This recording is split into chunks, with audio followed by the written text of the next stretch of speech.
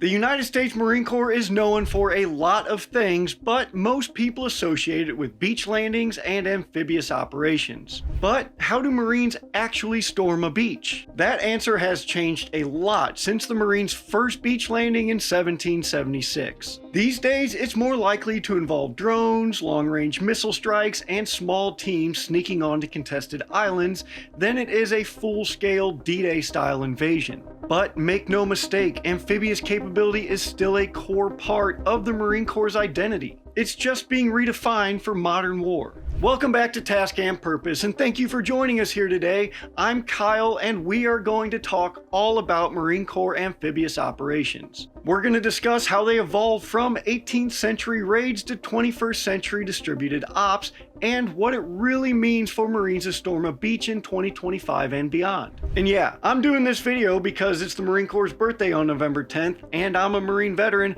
but I do promise to be fair and unbiased. Rah, yut, kill, semper, so on and so forth. Let's get started.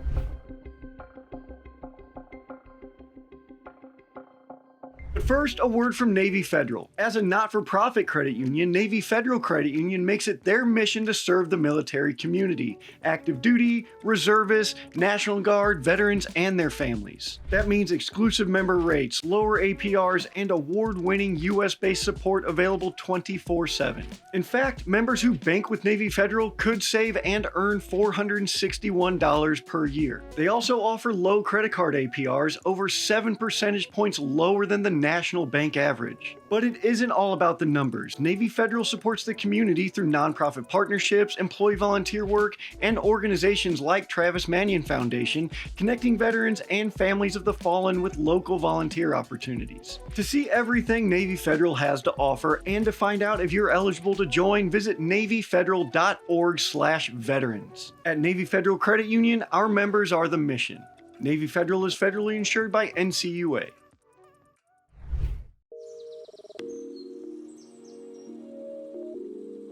On November 10, 1775, Captain Samuel Nichols went to a bar, Tun Tavern in Philadelphia to be exact, and started recruiting the city's finest, most upstanding, and handsomest gentlemen to make up the first 2 battalions of Marines. Less than 5 months later, on March 3, 1776, those same extremely handsome and smart men conducted the Marines' first amphibious landing at Nassau in the Bahamas to seize British gunpowder stores. It wasn't exactly an intense beach assault, more of a light raid on a lightly defended port, but they seized 2 forts and 200 barrels of gunpowder, a pretty significant sum for the fledgling nation. For context, in 1775, George Washington told the Continental Congress that the Army only had enough powder for 9 rounds per man. At 3 rounds per minute for a decently trained soldier, that was just 3 minutes of fighting. Since that first beach assault, not much has changed. Marines are still the best looking, most humble, and fittest branch of the military,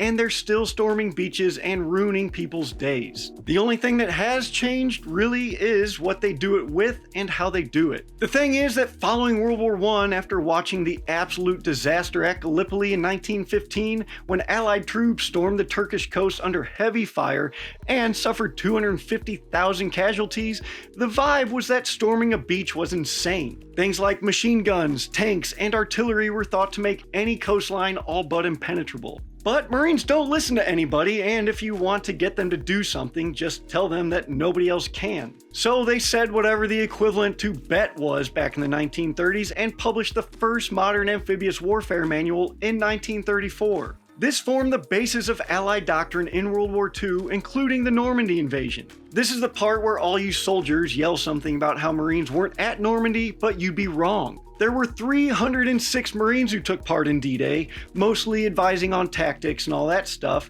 and it was on Camp Lejeune where Marines trained soldiers of the 1st and 9th Infantry Divisions in amphibious landings. And the Coast Guard men who piloted the Higgins boats onto Utah and Omaha Beach, they were trained at Camp Lejeune at Courthouse Bay. So just shut up about it and read a book or something. Jeez. Anyway, From Guadalcanal to Tarawa to Iwo Jima, the US invested heavily in amphibious assault doctrine, gear, and units. The Navy and Marine Corps developed specialized landing ships like LSTs and LVTs, and the Marines became the go-to force for fighting their way onto beaches. Entire divisions would hit the beach under the cover of naval gunfire and carrier-based airstrikes. The cost was often horrific. At Tarawa, 19% of the 2nd Marine Division became casualties. On Peleliu, the casualty rate for the 1st Marine Division was 56%. But without those bloody battles, the war in the Pacific would not have ended as quickly or even in our favor. After the war, amphibious assault remained a core Marine mission, but the scale and purpose began to shift.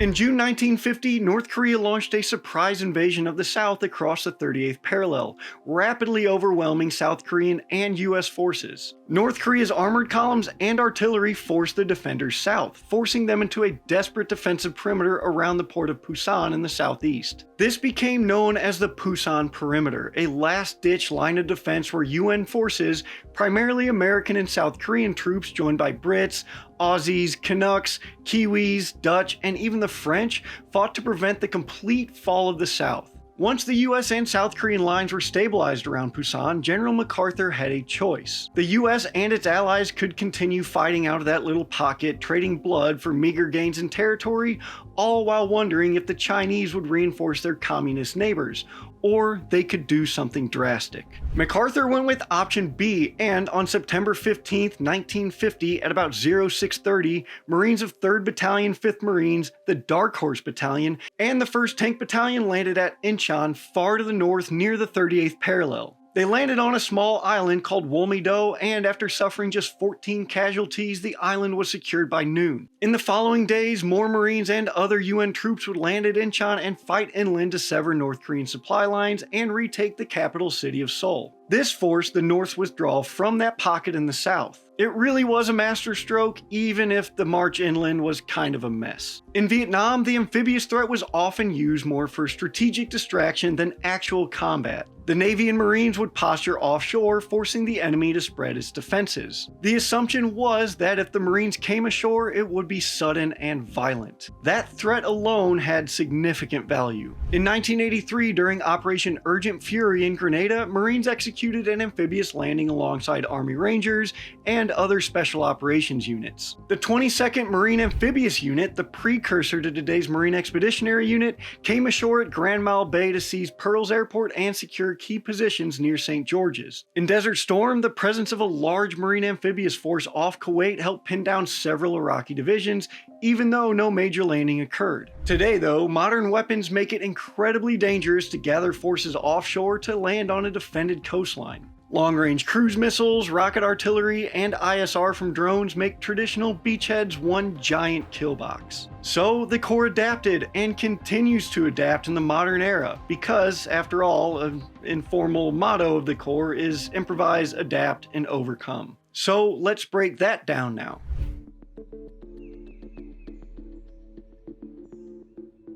Enter the Marine Air Ground Task Force, or MAGTF. This is the organizing principle behind virtually all Marine operations. According to Marine Corps doctrinal publication 1TAC0, Marine Corps Operations, the MAGTF is built around 4 core elements. You have a ground combat element, or the GCE, which is usually a reinforced infantry battalion or regiment. Then you have an aviation combat element, or the ACE, helicopters, MV-22s, and fixed-wing assets. Of course, you also need a logistics combat element, an LCE, for transportation, supply, and sustainment because, say it with me, logistics wins wars. And then finally, a command element, the CE, which are the brains of the operation. The smallest form of the MAGTF is the Marine Expeditionary Unit, or the MEU. It's about 2,200 Marines loaded onto a 3-ship amphibious ready group and ready to deploy anywhere in the world on short notice. Each MEU rotates through periods of training, certification, and deployment and are a constant presence around the world. The Corps has 7 standing MEUs. You have the 11th, the 13th, and the 15th on the West Coast, the 22nd, 24th, and 26th on the East Coast,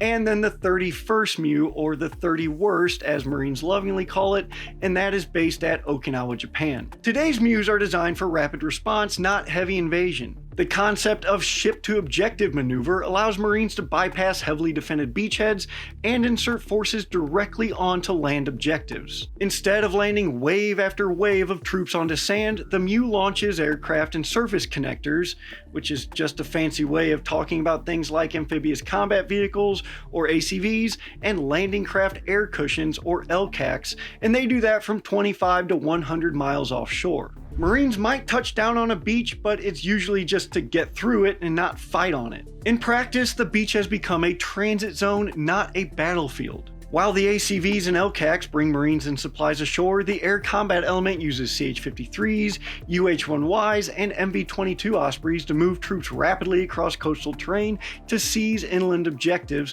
pulling the enemy forces from the coast. The modern amphibious landing is less storm the beach and more surgical insertion, so let's talk about that.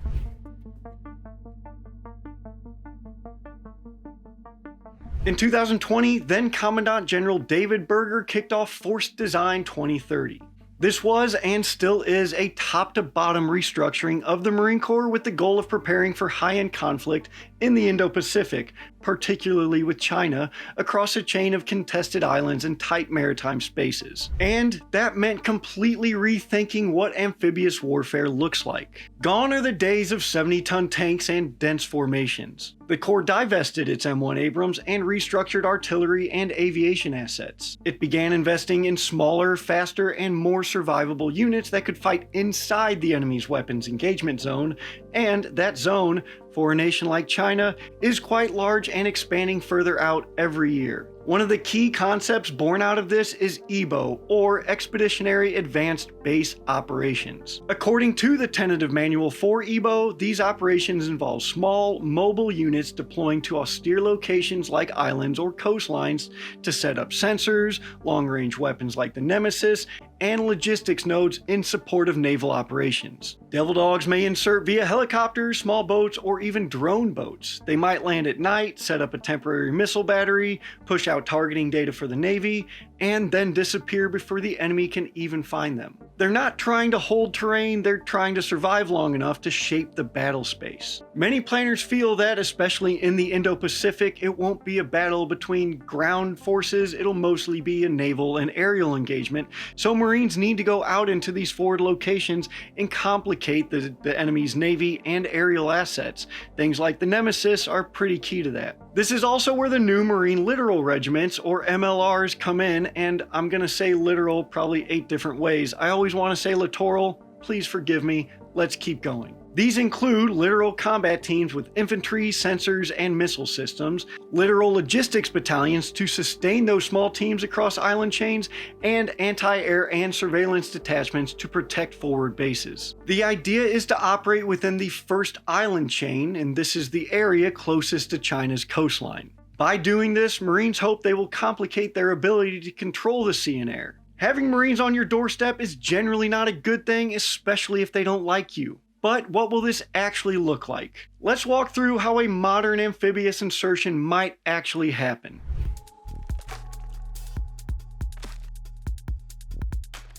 Before we get going though, I have to address the oh my god OPSEC crowd. None of this is secret information. This is all readily available in Marine Corps publications. We'll even drop the links to them in the description. We are not aiding the enemy. If they're relying on me and Task and Purpose to help them, then that is honestly pretty cool, but also tells me that they are not a serious threat. I've taken online OPSEC training countless times, so you can trust me on this. Alright, so now that we know I'm not divulging state secrets, how could this actually work?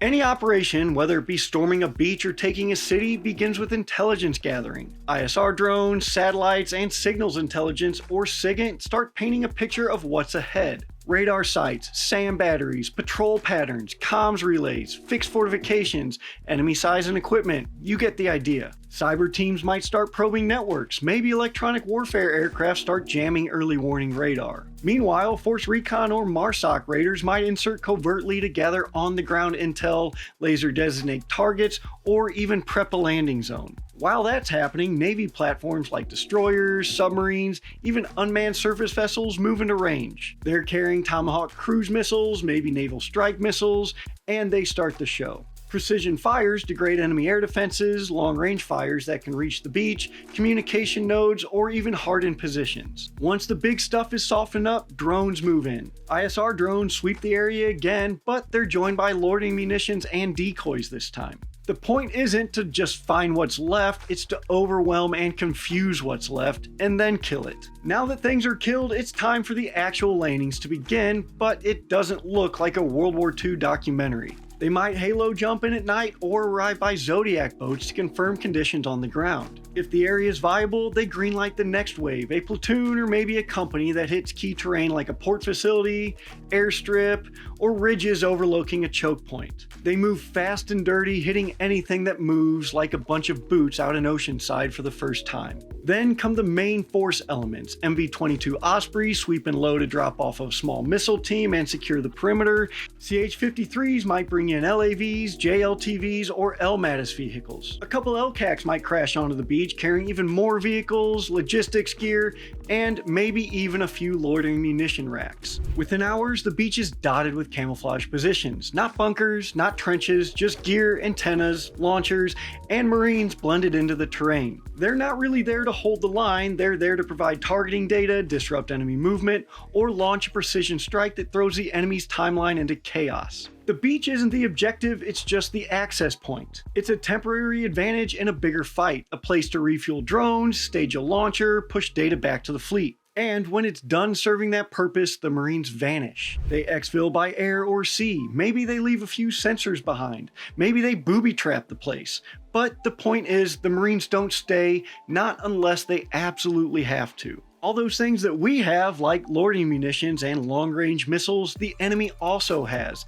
And stationary targets are juicy ones, so picking up and moving often is essential to survival. Now don't get too hung up on this scenario. This can play out in dozens of different ways, but you get the general idea. So how do Marines actually storm a beach? Carefully, quietly, and usually only when they have to. The mission of projecting sea power to land is still the same, but most importantly, the Marines are still the same as well. They're still sharp-jawed, belligerent, cocky idiots, and I'd like to wish them all a very happy birthday. Rah. Alright, I wrote the script and Savvy edited the video, and I don't have a whole lot today. We're really busy here getting stuff done. The holidays are coming up. Like I said in a previous video, if you're one of the troops stuck in the barracks on a holiday, Thanksgiving, Christmas, I was once that junior Marine stuck in the shitty barracks, pulling duty because no one else was there because they're all smart and went home. If you're in that place, you're getting low, go ahead and hit me up at kyle.gunn@taskandpurpose.com. Please don't take advantage of that. You can find my email pretty easy, but putting it out here makes me a little nervous. It is a work email, so whatever. But if you need anything, I genuinely want to help. I'm local to Camp Lejeune in Cherry Point. If you really need somebody nearby, reach out to me. I'll make myself available. I still love Marines, and I just really appreciate the military in general. It did a lot for me. So as someone who's older and been through it, if you need help, reach out. That's all I got. I'm gonna shut the hell up. Happy birthday again, Marines. Raya, kill, semper fi. I'm Kyle, your friendly ginger producer man. You are all dismissed, and I will see you next time. Thank you so much for being here with us today.